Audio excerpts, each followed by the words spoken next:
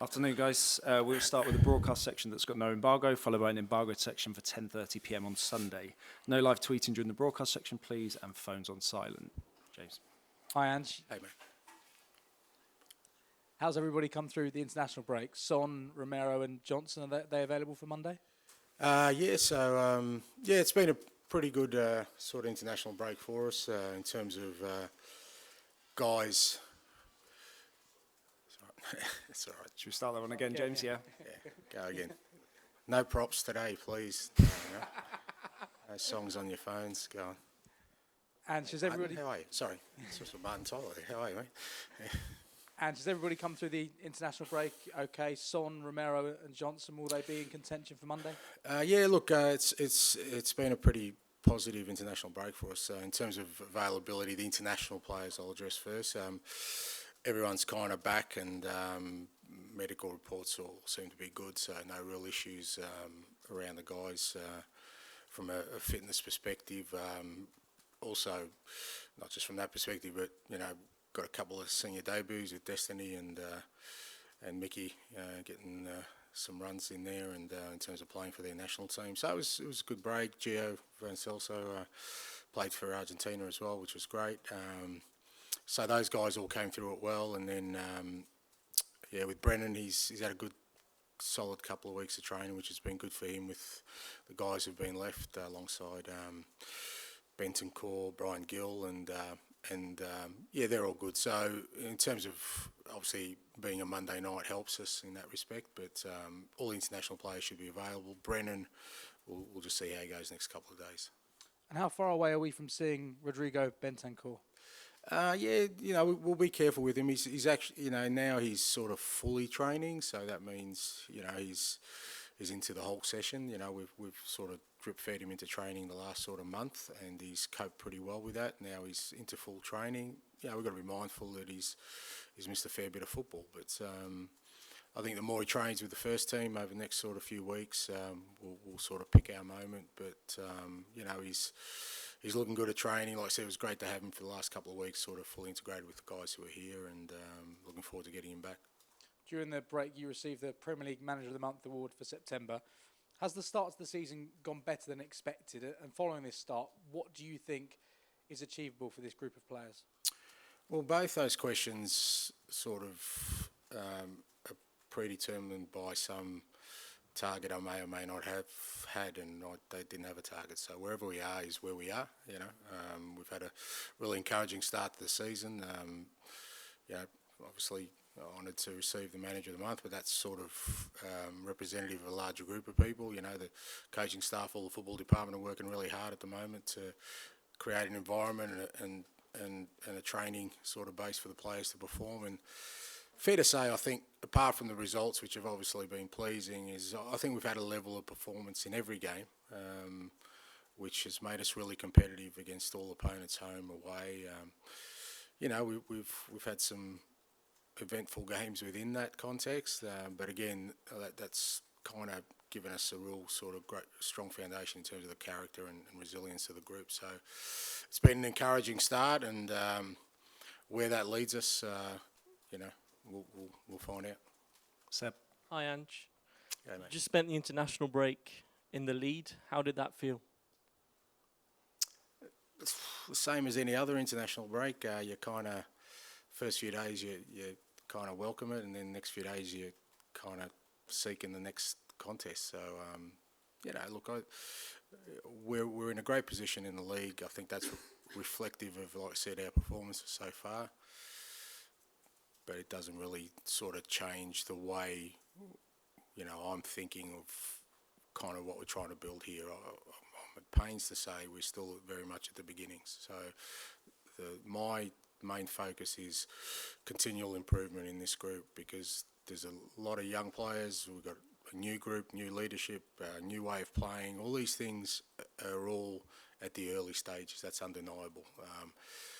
Whatever start we may have had, good, bad or otherwise, doesn't change the fact it's still the beginning. So not my challenge, but my focus is on making sure we keep improving, because the worst thing you can do is, if we'd had a poor start, is to, and I've done that in my career where, the beginnings haven't been great, but what I've done during that time is make sure we stay true to what I wanted to build and the beliefs we had. And it's the same when things are going well, because if you get sidetracked by how you're currently tracking and move away from what the plan is, then the traps are there for you to sort of stumble.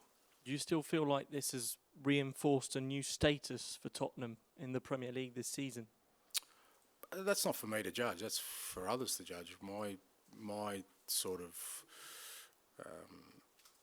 thinking around those things is always, well, how we present ourselves and how we perform is going to be more sort of indicative of how we're perceived than us trying to make any kind of statements around that fact. So, that's for other people. I think there's probably at the moment a little bit of a curiosity around us, same way there is around me, that, why is this happening and how is it happening? I get that, because there's nothing beyond that to sort of give you some sort of idea of what sort of trajectory we should be on. But so I understand that, but again, that's not really what sort of, for me, is really important right now. Funnily enough, you're playing your next 3 games in London, whilst other teams around you in the table will be travelling around Europe. Do you think that's something you have to take advantage of? It is what it is. I mean, we've also only had 3 home games this year so far, We've had 5 games away from home. So, that's been a challenge in itself, because we've seen, particularly at our stadium this year, we've had some cracking games, 3 cracking games, and the supporters have helped us in that, but we haven't had that for 5 games away from home. So it is what it is. Whatever the challenge is before you, whether that's, multiple games away from home or, like I said, in London, that's the challenge that's before us. All we've got to do, like I said, is try and maintain a real focus around the level of performance we have, and make sure that, we don't allow ourselves to kind of think about what's gone before us, and more importantly, what's too far ahead of us. What's really important is we've got a real tough game Monday night against a really strong Premier League opponent. Martin. Hi, Ange. Really nice to see you over here. You too. Congratulations on what you've achieved so far. Yves Bissouma's not going to play on Monday. How much of an issue? You've had 2.5 weeks to think about what you're going to do.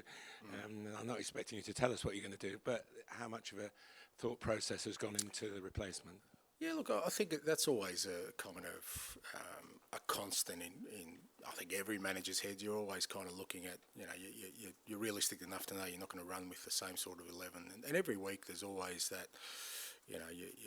you wrestle with what the best sort of lineup's going to be for you. You're looking at everything, the fitness, the form of players, the way they're training, the opposition. So as you said, with Biss, missing out this game, we had to adjust without him at Luton in the second half, which I thought we did awfully well with 10 men. But we got some options in midfield. Certainly Pierre is a ready-made replacement for Biss, and he's been training really hard. He's obviously probably wanted to play more, because he's pretty much been a constant over the last 2 or 3 years in that midfield spot. And but when he has come on for us, he's done really well. And for me at this stage, he's the logical one to come in. But we've still got a couple of sessions to go. Just one question. I'm sure it's been asked before, but I've not been here before. With Harry Kane going, it seems, looking at the results and the performances, that everybody else in the group has taken on a little bit of extra responsibility. That's what it looks from the outside. Is it the same from the inside? Yeah, it's not something you consciously do. Ultimately, the players know that if you're around long enough that no one, well, very few people stay in the one spot forever, and people come and go. And obviously Harry going was a significant sort of exit for us as a football club, as much as it was as a football team, because he was such a strong force for so long. And you're looking at how do you replace him? Well, I was, I'm not the sharpest, but I was pretty quick to realise you're not going to replace him like for like. You're never going to find another Harry Kane, because it doesn't exist in terms of somebody who has been at this football club for he's, as they keep saying, he's one of their own here, and top goal scorer, captain of England. I wasn't going to replace. So we had to look at how we were going to do that, and gave us an opportunity to try play a different way, set up a different way, and that's what we've tried to do. Now, whether the players have felt that extra responsibility, what we've tried to do is actually take that responsibility away from them and not worry about individuals trying to fill that breach, and just say, look, what's going to help us is to become a really strong football team in terms of having multiple attacking threats where hopefully on any given day we can hurt teams in many different ways. Thanks. Down to Rob, please.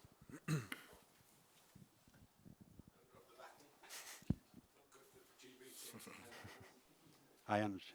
Brian Hill was back in the squad last time out against Luton. What kind of role can he play for you over the coming months? Yeah, it could be really important for us. He's one, like I said, last couple of weeks. It's been great to have him just working really hard at training. He's obviously missed most of all of this season so far, and well chronicled that we lost Ivan and we lost Mano, who kind of play in that left wing sort of position. So having Brian fit and available again is great for us. But he's, I guess, in the same boat as everyone else. He'll at some point he'll be afforded an opportunity, and then it's up to him. He certainly has all the sort of criteria and credentials to play in that position for us. And like I said, his training's getting stronger now as part of the group, and I'm sure he'll get an opportunity. We've obviously, like I said, we've got a Monday night game, but then we back it up with a Friday night game. So we're probably going to need good deal of the squad to deal with those two games over the next sort of 5-6 days. With Giovanni Lo Celso not getting a lot of football this season because of that injury, did the international break just come at the perfect time for him? In a sense, I mean, like I said, the pleasing thing is that he's obviously very highly regarded within the Argentine setup because they always call him up, and he played in both games. He didn't play significant minutes, but again, he played in both games. He played 15-20 minutes in the second game, so it's great for him and his sort of confidence. Like I said, he's kind of unfortunately had a disrupted early part of the season for us. But again, another player who we haven't really had a contribution from, and I guess that's a pleasing thing for us. As good as we've been, there's still a few players we've mentioned so far. Brennan and Bentancur, Gill, Lo Celso, who haven't really played at all for us yet. So having them back, just even in terms of training, raise the training level, and hopefully, they're the kind of things that hopefully will give us that sort of focus to maintain and keep improving our performances. Because when there's competitiveness around the squad, training and playing, that's just sort of guards against any sort of complacency or anyone sort of feeling comfortable about things. Since your last press conference, Johan Lang's been appointed as technical director. Can I just get your thoughts on the appointment and what will he bring to Tottenham as you build for the future? Yeah, look, I've had a good couple of chats with Johan now since he's been appointed, and look, I think it's fair to say it's a position that we needed to fill, and with all sort of big football clubs now, they've become such an important part of the function, knowing that for the most part, recruitment these days, I said I think a couple of weeks ago, there aren't too many hidden gems out there. Everyone knows, what's out there, and, having people who are really adept and qualified in sort of seeking out the ones that are going to be a good fit for us are important, and that's kind of Johan's brief, and looking forward to him getting started. And obviously we've got the January window not too far around the corner, so I'm sure he'll be keen to get involved as well. We'll finish this section with George, please.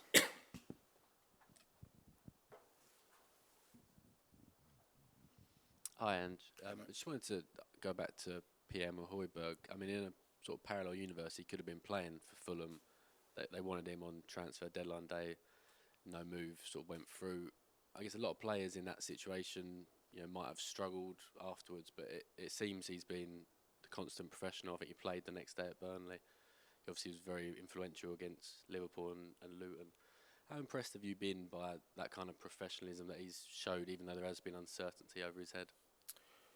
Yeah, look, I mean, in terms of him going anywhere, I don't think there was any time during the sort of transfer window where I felt Pierre was going to move. I mean, I think, discussions I'd had with him was that, he was here and wanting to contribute and sort of be part of what we were building.